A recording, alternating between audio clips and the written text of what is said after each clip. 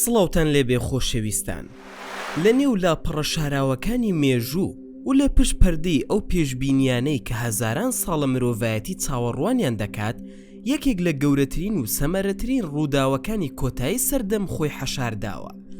ڕووداوێک کە نەک تەنها باوەڕداران بەڵکو تەواوی سیستەمی گردوون چاوەڕوانی دەکا بۆ ئەوەی هاوسەنگی بۆ زەویەک بگەڕێنێتەوە کە پڕ بووە لە ستەم و تاریکی. زەوی خەریکە لە ژێر پێی ستەمکاراندا دەناڵێنێت.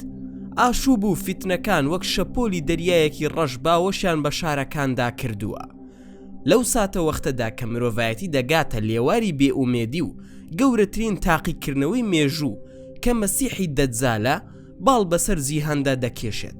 ئاسمان بێدەنگیەکەی دەشکێنێت، پەردەی ئاسمان لادەسێت و ڕزگارکەرێک لە بەرزایەکانەوە بەرەو زەوی دادەبەزێت. ئەو کەسە پێغەمبەرێکە کە مردن نەیبردووەتەوە، بەڵکو بۆ ساتێکی دیاری کراو بۆ ئەرکێکی گەورە لەلایەن دروستکارەوە پارێزراوە. ئەو کەسە عیسای کوڕی مەریەمە. بەڵام پرسیارە گەورەکە ئەوەیە کەی و لەکوێ و چۆن ئەم دابەزینە مەزنە ڕوودەدات؟ زەوی چۆن پێشوازی لەم میوانە ئاسمانیە دەکا؟ با پێکەوە گەشتێک بەنێو دەقە پیرۆزەکان و پێشبینە دیێرینەکاندا بکەین بۆ ئاشکراکردنی وردەکاریەکانی ئەم ڕووداوە سەرسوڕهێنەرە. بۆ ئەوەی لە گەورەی دابەزینی عیسای کوڕی مەریەم تێبگەین، دەبێت سەرەتا وێنەی ئەو جیهانە بکێشین کە ئەو تێیدا دادەبەزێ. بەپێی دەقەکان جیهان لەو سەردەمەدا جیهانێکی ئارام و پڕ لە ئاشتی نییە، بەڵکو گۆڕەپانێکی خوێناویە کە تێیدا گەورەترین جەنگەکانی مێژوو ڕوویان داوە. موسڵمانان و باوەڕداران لە سەختترین دۆخی ئابووری، سیاسی و دەرونیدان. لەم نێوەندەدا کەسایەتیەکی تێکدەر و ترسناک بە ناوی دەجال دەردەکەوێت. ئەو کەسەی کە بە درێژایی مێژوو هەموو پێغەمبەران هۆشداریان لەبارەیەوە داوە. دەجال بانگەشەی خوایەتی دەکات و هێزێکی سەرسوڕهێنەری پێدراوە بۆ تاقیکردنەوەی مرۆڤەکان. دەتوانێت فەرمان بە ئاسمان بکات باران ببارێنێ، فەرمان بە زەوی بکات ڕووەک دەربهێنێ و تەنانەت مردووش زیندوو بکاتەوە. بێگومان ئەمە بەڕواڵەتە و بۆ چەواشەکاریە. زۆربەی خەڵکی جیهان دەکەونە دوای و باوەڕی پێدەکەن، تەنها کەمینەیەکی کەم لە باوەڕداران نەبن کە لە دەوری سەرکردەیەک بە ناوی مەهدی کۆبوونەتەوە. دەجال شار بە شار و گوند بە گوندی زەوی دەگەڕێت و فەساد و تێکدەرکاری بڵاو دەکاتەوە تا دەگاتە ئەوەی گەماڕووی باوەڕداران دەدات لە شام کە دەکاتە سووریا و فەڵەستینی ئێستا. باوەڕداران لە ترسی دەجال و هێزە گەورەکەی پەنا دەبنە بەر شاخەکان و قەڵاکان. برسێتی و ترس و دڵە ڕاوکێ دەگاتە لوتکە. لەم ساتە تاریکەدا کە پێدەچێت هیچ هیوایەک نەمابێت و چارەنووسی مرۆڤایەتی بە تێکشکانی یەکزاری کۆتایی بێت، وەڵامی ئیلاهی لە ئاسمانەوە دێت. با وێنەکە بهێنینە پێشچاوی خۆمان. کات بەرە بەیانە. هێشتا تاریکی شەو بە تەواوی نەڕەویوەتەوە، بەڵام تارماییەکانی ڕۆژێکی نوێ بە دەرکەوتون. باوەڕداران لە یەکێک لە مزگەوتەکانی دیمەشق کە بە پێی زۆربەی ڕیوایەتەکان لە مزگەوتی ئەمەوی ڕیزەکانیان ڕێخستووە بۆ ئەنجامدانی نوێژی بەیانی. مەهدی پێشەوایەتیان دەکات و قامەت بۆ نوێژ کراوە. کەش و هەواکە پڕە لە ترس لە دوژمنەکەی دەرەوە و پڕە لە خشوع بۆ دروستکار. لە ناکاو شتێکی لە ڕادە بە دەر ڕوودەدات. ئاسمان دەکرێتەوە و ڕووناکیەکی نەبینرا و چاوەکان دەفڕێنێت. عیسای کوڕی مەریەم سەلامی خوای لەسەر بێت بە جەستەیەکی فیزیکیەوە نەک بە ڕۆحیان خەیاڵ لە ئاسمانەوەدا دەبەزێت بۆ سەرزەوی. دەقەکان زۆر بە وردی وەسفی دیمەنەکەی و شێوەی ئەو دەکەن تا ئەو ڕادەی بینەر هەست دەکات لەوێ ئامادەیە. ئەو لەسەر منارەی سپی لە ڕۆژهەڵاتی دیمەشقدا دەبەزێت. باڵایەکی مامناوەندی هەیە، ڕەنگی پێستی مەیلە و سوور و سپیە، وەک ئەوەی تازە لە حەمامێکی گەرم هاتبێتە دەرەوە. پێستێکی ساف و بریقەداری هەیە. جلوبەرگێکی لەبەردایە کە بە ڕەنگی زەردێکی کاڵ بۆیە کراوە. سەرنج ڕاکێشترین بەشی دیمەنەکە ئەوەیە کە کاتێک سەری دادەنوێنێت دڵۆپەکانی ئاو لە قژێوە دەسۆڕێنەوە و کاتێک سەری بەرز دەکاتەوە دڵۆپەکان وەک مرواری دەدرەوشێنەوە و بەرەو خوارەوە دەکەون. سەر ڕای ئەوەی کە ئاوی بەرنەکەوتووە ئەو لە نێوان دوو فریشتەی گەورەدا دادەبەزێت. هەردوو دەستی لەسەر باڵی فریشتەکان داناوە و بە هێواشی و شکووە بەرەو خوارەوە دێت. ئەم دابەزینە نیشانەی گەڕانەوەی حەق و کۆتایی هاتنی چاواشەکاریە. کاتێک دەگاتە ناو مزگەوتەکە و باوەڕداران دەیبینن مەهدی کە سەرکردەی ئەو کاتەی موسڵمانانە هەنگاوێک دەگەڕێتە دواوە بۆ ئەوەی ڕێگە بدات عیسا بێتە ژوورەوە و نوێژەکەیان بۆ بکە. بەڵام لێرەدا عیسای کوڕی مەریەم بە جوڵەیەکی پڕ لە تەواضع و پەیامێکی گەورەوە دەستی لەسەر شانی مەهدی دادەنێت و پێی دەڵێت تۆ بچۆ پێشەوە بۆ نوێژەکە، چونکە ئەم نوێژە بۆ تۆ قامەتی بۆ کراوە. بەم قسەیە عیسا ڕای دەگەێنێت کە ئەو وەک پێغەمبەرێکی نوێ بە شریعەتێکی نوێوە نەهاتووە، بەڵکو وەک فەرمانڕەوایەک و دادپەروەرێک هاتووە کە پەیڕەوی لە شریعەتی ئیسلام و پێغەمبەر موحەممەد درودی خودای لەسەر بێت دەکات. ئەم ڕێزگرتنە گەورەترین شانازیە بۆ ئومەتی ئیسلامی لەو کاتەدا. دوای تەواوبوونی نوێژەکە کاتی بەکارهێنانی ئەو هێزە ئیلاهیەیە کە بە عیسا دراوە. گەماڕۆیەکی توند بەسەر مزگەوتەکەدا سەپێنراوە لەلایەن سوپاکەی دەجالەوە. عیسا بە دەنگێکی پڕ لە متمانە و هێزەوە فەرمان دەکا دەرگاکان بکەنەوە. کاتێک دەرگاکانی مزگەوتەکە دەکرێنەوە دەجال بە خۆی و سوپا گەورەکەیەوە لە دەرەوە وەستاوە کە پێک هاتوون لە 7,000 چەکدار. هەرکە چاوی دەجال بە عیسای کوڕی مەریەم دەکەوێت ئەو دێوەزمە ترسناکەی کە جیهانی خست بووە لەرزە وەک خوێ لە ناو ئاودا دەست دەکا بە توانەوە. هێزی ئیلاهی لە هەناسەی عیسادا حەشار دراوە. دەقەکان دەڵێن کە هەناسەی عیسا تا ئەو جێگەیە دەڕوات کە چاوی دەیبینێت و هەر کافرێک یان تێکدەرێک کە بەر هەناسەی ئەو بکەوێت دەست بەجێ دەمرێت. دەجال کە دەزانێت چارەنووسی ڕەشە پشتی تێدەکات و بە خێرایەکی زۆر هەڵدێت، بەڵام ڕاکردن سوودی نابێت. عیسای کوڕی مەریەم بە دوایدا دەکەوێت چونکە بەڵێنی خوایە کە دەبێت دەجال بە دەستی ئەو بکوژرێت تا خەڵکی بزانن کە دەجال خودا نەبووە، بەڵکو درۆزنێک بووە و لاواسترە لەوەی بەرگەی ڕوبەڕووبوونەوەی حەق بگیرێت. عیسا لە ناوچەیەک کە پێی دەوترێت دەروازەی لوت یاخود بابل لوت کە دەکەوێتە فەڵەستین لە نزیک قودس و تەل ئەبیبی ئێستا پێی دەگات. لەوێدا بەڕمەکەی دەستی یان شمشێرەکەی گورزێکی کوشندەی لێدەدات و دەیکوژێت. پاشان عیسا دەچێتە لای باوەڕداران و خوێنی سڕمەکەیان پیشان دەدات بۆ ئەوەی دڵنیا بن کە گەورەترین فیتنەی مێژوو کۆتایی هاتووە. بە کوژرانی دەجال سوپاکەی تێک دەشکێت و باوەڕداران بەسەریاندا سەردەکەون. ترس و تۆقین لەسەر زەوی لا دەسێت و مرۆڤایەتی هەناسێکی قوڵ هەڵدەمژێت. بەڵام ئایا ئەمە کۆتایی ئاستەنگەکانە؟ نەخێر. دوای تێکشکانی دەجال لە کاتێکدا عیسا خەریکی سڕینەوەی ئاسەوارەکانی ترسە لەسەر دەموچاوی باوەڕداران و مژدەی پلەپایی بەهەشتیان پێدەدات، لە ناکاو وەحیەک لەلایەن خوای گەورەوە بۆ عیسا دێت. پەیامێکی زۆر مەترسیدارە. من کۆمەڵێک لە بەندەکانی خۆمم هێناوەتە دەرەوە کە هیچ کەسێک توانای جەنگانی نییە لەگەڵیاندا، بۆیە بەندە باوەڕدارەکانم بەرەو کێوی توور ببە و لەوێ حەشاریان بدە. ئەم هێزە وێرانکەرە بریتیە لە قەومی یەئجوج و مەئجوج، ئەو نەتەوە کێوی و زۆرەی کە بە درێژای مێژوو لە پشت بربەستەکەی زوڵقەرنەینەوە زیندانی کرابوون. ئێستا دەرگایان بۆ کراوەتەوە و بە لێشە و بەرەو زەوی دادەبەزن. وەصفی دەقەکان بۆ ئەوان زۆر ترسناکە. دەڵێت لە هەموو بەرزاییەکەوە وەکو شەپۆل دێنە خوارەوە. ئەوەندە زۆر و برسین کاتێک بەلای دەریاچەی تەبەڕیەدا لە فەڵەستین تێدەپەڕن، سەرەتاکەیان ئاوی دەریاچەکە دەخۆنەوە تا وشکی دەکەن.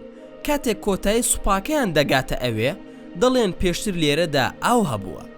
ئەوان هەموو زەوی وێران دەکەن، هەموو شتێک دەخۆن و دەسووتێنن. هیچ مرۆڤێک لە سەر زەوی ناهێڵنەوە تەنها ئەوانە نەبن کە لەگەڵ عیسادا لەسەر کێوی توور خۆیان شاردۆتەوە. یەئجوج و مەئجوج لە لووتبەرزیدا دەڵێن ئەوانی سەر زەویمان کوشت، با ئێستا ئەوانەی ئاسمانیش بکوژین. تیر و کەوانەکانیان ئاراستەی ئاسمان دەکەن. خوای گەورەش وەک تاقیکردنەوەیەک تیرەکانیان بە خوێناوی بۆ دەگەڕێنێتەوە. ئەوانێژ وا دەزانن سەرکەوتوو بوون. لەو کاتەدا دۆخی عیسا و باوەڕداران لەسەر کێوی توور زۆر سەخت دەبێت. گەماڕۆکە ئەوەندە درێژە دەکێشێ خواردنیان نامێنێت و تووشی برسێتیەکی کوشندە دەبن تا ئەو ڕادەی کە سەری گایەک لای ئەوان لە 100 دیناری زێر کە سامانی ئەو سەردەمەیە خۆشەویستتر و بەنرختر دەبێت بۆ مانەوە لە ژیان. لێرەدا عیسای کوڕی مەریەم پەنا بۆ چەکێکی نەبەزێن دەبا کە دووعا و نزایە. عیسا و هاوڵەکانی زۆر بە کوڵ دەپاڕێنەوە و داوای فریاکەوتن لە پەروەردگار دەکەن. خوداش نزا و پاڕانەوەی ئەو پێغەمبەرە ڕەت ناکاتەوە. بەبێ ئەوەی باوەڕداران پێویست بکات یەک شمشێر هەڵکێشن، خوددا جۆرە کرمێک بە ناوی ئەلنەغەف دەنێرێت کە دەسێتە ناو ملی یەئجوج و مەئجوجەکانەوە. لە یەک چرکە ساددا وەک مردنی یەک مرۆڤ ملیۆنان یەئجوج و مەئجوج بەسەر یەکدا دەکەون و دەمرن. کاتێک عیسا و باوەڕداران لە کێوەکەدا دەبەزنە خوارەوە، دەبینن زەوی پڕ بووە لە لاشەی بۆگەن کردووی ئەوان و یەک بز زەوی نەماوەتەوە کە لاشە و بۆنی پیسی ئەوانی لێ نەبێت. دیسانەوە عیسا و باوەڕداران نزا دەکەن. خوداش باڵندەی گەورە کە ملیان وەک ملی وشتر درێژە دەنێرێت تا لاشەکان هەڵبگرن و فڕیان بدەنە شوێنێک کە تەنها خودا دەیزانێت. پاشان بارانێکی بەخوڕ دەبارێت کە هیچ ماڵێک و هیچ شوێنێک لە زەویدا نامێنێت کە ئەو بارانە لی نەدات. زەوی بە تەواوی دەشواتەوە تا وەک ئاوێنەی لێدێت و پاک دەبێتەوە لە هەموو پیسیەک. ئەمەش سەرەتای سەردەمێکی نوێیە. دوای پاکبوونەوەی زەوی لە هەموو هێزە تێکدەرەکان، قۆناغێکی بێوێنە لە مێژووی مرۆڤایەتیدا دەست پێ دەکات. عیسای کوڕی مەریەم سیستەمی ئیسلامی و شەریعەت جێبەجێ دەکات. دەقەکان دەڵێن کە ئەو خاز دەشکێنێت وەک هێمایەک بۆ کۆتایی هێنان بەو بیر و باوەڕێی کە دەڵێت عیسا لە خاز دراوە. بەرازی کێوی و ماڵی دەکوژێت و جزیە لا دەبات چونکە چیتر پێویست بە باز ناکات و تەنها ئاینی ئیسلام قبول دەکرێت. لەم قۆناغەدا خودا بەرەکەتێکی سەرسوڕهێنەر دەخاتە سەر زەوی. بە زەوی دەوترێت بەرو بوومەکانت دەربهێنە و بەرەکەتەکەت بگەڕێنەوە.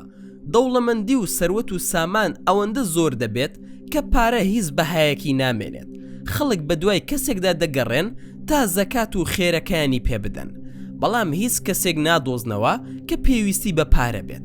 ئاسایشی کۆمەڵایەتی و ئابووری دەگاتە بەرزترین ئاستی خۆی. سوزدەیەک بۆ خودا لە هەموو دنیا و ئەوەی تێیدایە خۆشەویستتر دەبێت لای خەڵکی. سەرسوڕهێنەرترین گۆڕانکاری لەم سەردەمەدا گۆڕانی سروشتی ئاژەڵانە. ڕق و کینە و دوژمنایەتی نەک تەنها لە نێوان مرۆڤەکان بەڵکو لە دڵی ئاژەڵەکانیش نامێنێ. ژەهری هەموو ئاژەڵە ژەهراویەکان پوچەڵ دەبێتەوە.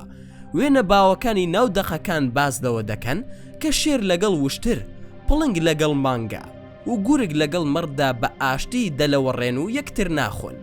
منداڵان یاری بە مارە گەورە و ژەهراویەکان دەکەن بەبێ ئەوەی هیچ پێوەدانێک و ئازارێکیان بۆ هەبێت.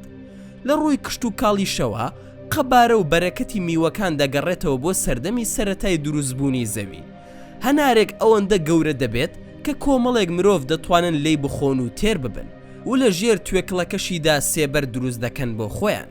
شیر و بەرهەمی ئاژەڵان ئەوەندە بەرەکەتدار دەبێت، شیری یەک وشتر بەشی حەشامەتێک خەڵک دەکا و شیری یەک مانگا بەشی هۆزێک بە تەواوی دەکا. زەوی پڕ دەبێت لە ئاشتی و خۆشەویستی و دادپەروەری. هیچ زەنگێک نامێنێت و شمشێرەکان دەکرێن بە داس و ئامێری کشت و کاڵی. ئەوە سەردەمە زێڕینەیە کە هەموو فەیلسوف و بیرمەندان لە خەیاڵی شارە نمونەیەکاندا بە دوایدا دەگەڕن، بەڵام تەنها بە فەرمانی خودا و بە دەستی عیسای کوڕی مەریەم دێتە دی. عیسای کوڕی مەریەم بۆ ماوەیەکی دیاریکراو کە بە پێی زۆربەی گێڕانەوەکان 40 ساڵە لەسەر زەوی دەمێنێتەوە وەکو پێشەوا و حکومدارێکی دادپەروەردەژی. لەو ماوەیەدا هاوسەرگیری دەکات و منداڵی دەبێ، وەک لە هەندێک سەرچاوەدا ئاماژی پێکراوە، و وەک هەموو باوەڕدارێک فەریزەی حەج یان عومرە ئەنجام دەدات و بەرەو مەککە بەڕێ دەکەوێت. بەڵام هەرگیز یاسای خودا لەسەر زەوی ناگۆڕێت کە كل نفس ذائقة الموت، هەموو کەسێک تامی مردن دەچێژێت. پاش ئەوەی عیسای کوڕی مەریەم تەواوی ئەرکەکەی جێبەجێ دەکات و ئاشتی و یەکتاپەرستی لە زەویدا دەچەسپێنێت، ساتی گەڕانەوەی ڕاستەقینەی بۆ لای پەروەردگاری نزیک دەبێتەوە. عیسا بە شێوەیەکی سروشتی کۆچی دوای دەکا. مردنەکەی خەمێکی گەورە دەخاتە دڵی باوەڕدارانەوە. خەڵکی زەوی موسڵمانان بەسەریدا دەگرین، کفنی دەکەن و نوێژی لەسەر دەکەن و دەینێژن. بەپێی هەندێک لە گێڕانەوە دێڕینەکان، جەستەی پیرۆزی عیسای کوڕی مەریەم لە شاری مەدینە لە تەنیش گۆڕی پێغەمبەر موحەممەد درودی خودای لەسەر بێ و هەردوو هاوڵەکەی ئەبوبەکر و عومەر بە خاک دەستپێردرێت و ئەو شوێنەی کە ئێستا لە تەنیشتیانەوە بەتاڵە تایبەتە بە پشودانی کۆتایی ئەم پێغەمبەرە مەزنە. دوای مردنی ئەو، دوای ماوەیەک خودای گەورە بایەکی فێنک و خۆش دەنێرێت کە لە ئاوریشم نەرمترە. ئەم بایە بەرژێر باڵی هەموو ئەو کەسانە دەکەوێت کە بچووکترین بڕیاری ئیمان و خێر لە دڵیاندا هەیە. ڕۆحیان بە ئارامی دەکێشێت و تەنها خراپترینەکانی مرۆڤایەتی لە سەرزەوی دەمێننەوە کە بەسەر ئەواندا قیامەت هەڵدەستێت. کاتێک بە قوڵی بیر لەم چیرۆکە دۆکۆمنتاریە لەم بەڵێنە ئیلاهیە دەکەینەوە، هەست بە موسڵکەیەک دەکەین کە بە جەستەماندا تێدەپەڕێت. ئایا ئەمە تەنها ئەفسانەیەک یان چیرۆکێکی خەیاڵیە بۆ خۆ ئارامکردنەوە؟ بێگومان نەخێر، ئەمە دیدگایەکی ڕۆشنە بۆ چارەنووسی مرۆڤایەتی. ئەمڕۆ کاتێک سەیری هەواڵەکان دەکەین، کاتێک دەبینین خوێنی بێتاوانان دەڕژێت، ستەمکاری و چەوساننەوە لە هەموو لایەکی گۆی زەوی بووە دیاردەیەکی ڕۆژانە، کاتێک سیستەمە ئابوووریەکان مرۆڤ دەهاڕن و تەکنەلۆژیا و چەک خەریکە مرۆڤایەتی بەرەو لە ناوچوون دەبات، ڕەنگە هەستی بێئومێدی دڵمان داگیر بکە. ڕەنگە بپرسین ئایا کۆتایی زەوی هەر بەم تاریکیە دەبێت؟ بەڵام گەڕانەوەی عیسای کوڕی مەریەم سەلامی خوای لەسەر بێت ئەو پەیامەمان پێدەدات کە زەوی بێخاوەن نییە. دروستکاری گردون پلانێکی داڕێژراوی هەیە بۆ کۆتایی هێنان بەم شانۆگەریە. ململانەی نێوان حەق و باتڵ، نێوان ڕووناکی و تاریکی هەمیشە هەبووە، بەڵام وشەی کۆتایی و پەردەی کۆتایی ئەم شانۆگەریە بە سەرکەوتنی حەق و دادپەروەری دادەخرێت. دەجال وەک سیمبولی درۆ و فێڵ و مادەپەرستی و چەواشەکاری هەرچەندە هێزەکەی گەورە بێت، لە کۆتاییدا لە بەردەم هەناسەی حەق و ڕاستیدا دەتوێتەوە. بۆیە ئەم گێڕانەوەیە تەنها بۆ زانیاری مێژووی نییە، بەڵکو وزەیەکی ڕۆحیە بۆ ئەوەی هەرگیز لە بەرامبەر ستەمدا چۆک دانەدەین. پێمان دەڵێت کە چاوەڕوانی ئێمە بۆ دادپەروەری خەونێکی بەتاڵ نییە، بەڵکو حەقیقەتێکە بەرەو ڕوومان دێت. چاوەڕێ ئەو بەرە بەیانەین کە تاریکی دەڕەوێنێتەوە، چاوەڕێ ئەو ڕۆژین کە ئاشتی باوەش بە زەویدا دەکاتەوە و مرۆڤایەتی دەگاتە دواوێزگەی ئارامی خۆی. بەم جۆرە گەیشتینە کۆتایی ڤیدیۆکەی ئەمڕۆمان. ئەگەر ڤیدیۆکەتان بەدڵ بوو ئەوە هەر ئێستا لایکی ئەم ڤیدیۆمان بۆ بکە و هەروەها شێری بکە لەگەڵ هاوڕەکانتدا. واگەر ئەتانەوێ هەمیشە بابەتی ناوازە لە کەناڵەکەی ئێمە ببینن، ئەوە هەر ئێستا سبسکرایبی کەناڵەکەمان بکەن و زەنگۆڵی تەنیشتی سبسکرایبەکەش چالاک بکەن. دووبارە و سێبارە سوپاس بۆ بینەربوونتان. تا ڤیدیۆیەکی تر و تا کاتێکی تر هەر شاد و بەختەوەر بن و خواتان لەگەڵ بێت و ئامانەتی خودا بن.